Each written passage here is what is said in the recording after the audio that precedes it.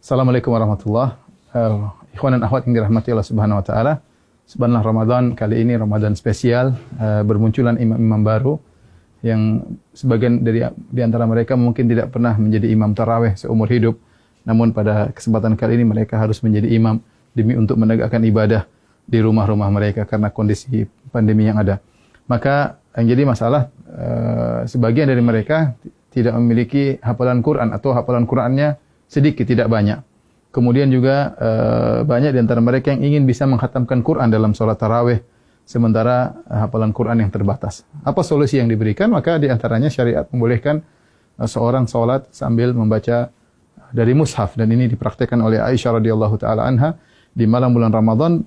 Beliau radhiyallahu anha pernah menyuruh budaknya untuk menjadi imam sambil membaca dari al-mushaf.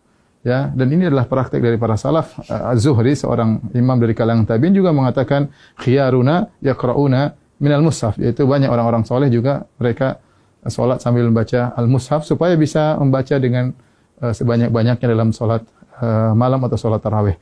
Di antara cara yang bisa kita gunakan untuk baca mushaf adalah meletakkan mushaf suatu tempat di depan kita. Nah, kita menghadap kiblat sementara mushaf di depan kita sehingga kita baca seperti biasa. Setelah itu nanti kalau kita mau ruku, ya terpaksa mungkin kita agak ke kiri sedikit, kemudian kita baru ruku, Allahu Akbar, ya.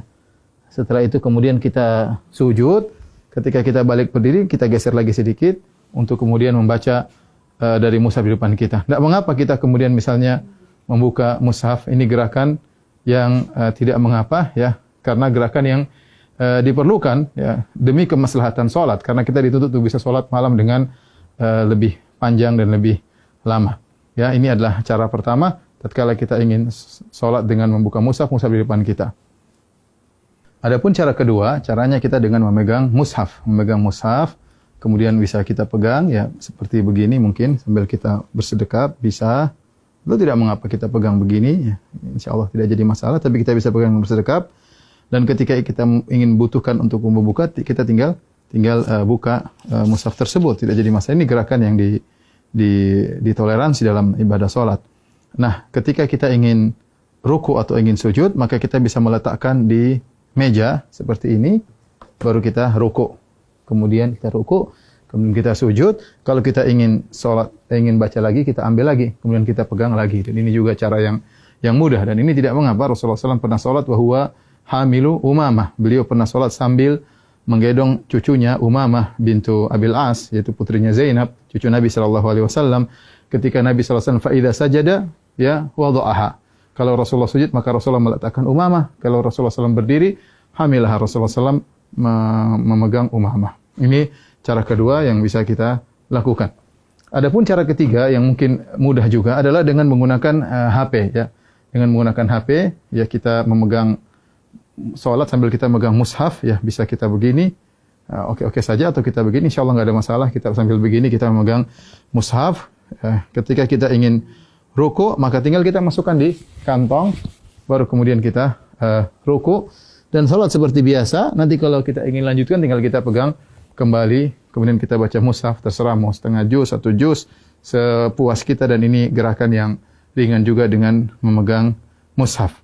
Yang perlu saya ingatkan, adapun makmum, ya, maka tidak perlu makmum memegang apa? Mushaf, ya. Ya, jadi sebagian makmum tatkala mereka salat, mereka sambil mengikuti bacaan imam dengan memegang mushaf, dan ini adalah cara yang keliru, karena makmum tidak perlu untuk memegang mushaf. Yang perlu adalah imam. Dengan demikian para ulama melarang para makmum untuk memegang mushaf karena adalah gerakan yang tidak diperlukan, dan asal hukum dalam gerakan dalam salat adalah makruh. Karena ini gerakan yang tidak diperlukan, maka mereka tidak disyariatkan untuk memegang Al-Quran. Semoga para ikhwan yang jadi imam-imam baru di tahun ini, semoga bisa menjalankan ibadah dengan sebaik-baiknya, dan bisa membimbing keluarga dalam melaksanakan, mengisi hari-hari mereka, waktu-waktu mereka di malam-malam Ramadan. Taqabbalallahu minna wa minkum. Semoga ibadah kita diterima oleh Allah Subhanahu wa taala. Assalamualaikum warahmatullahi wabarakatuh.